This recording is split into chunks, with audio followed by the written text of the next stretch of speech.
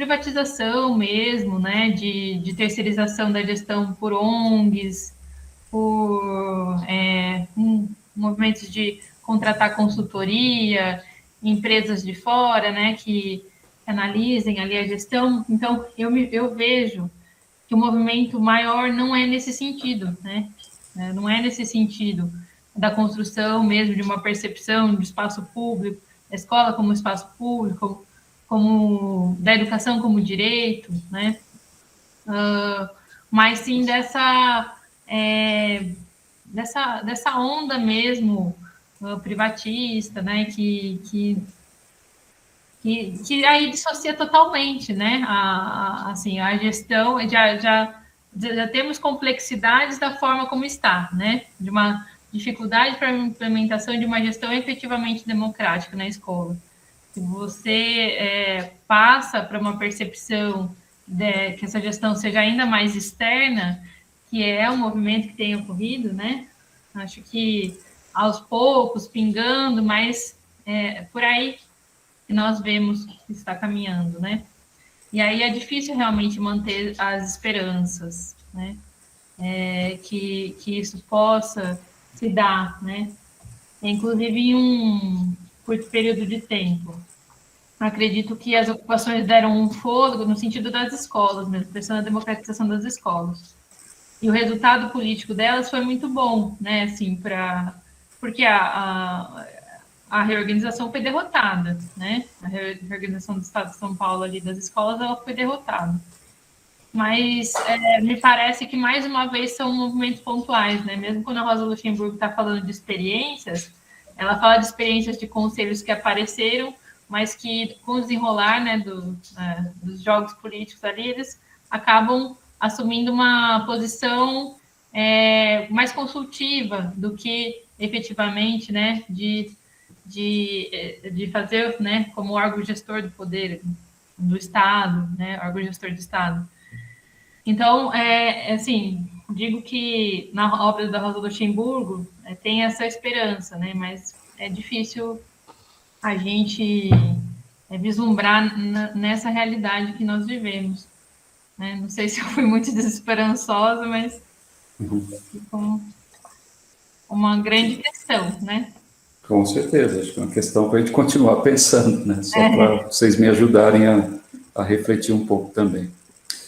Bom, gente, já são 7 horas, né? Eu acho que queria agradecer muito, né, a participação da Ana, da Sandra, né? Parabenizar pelas pesquisas, né?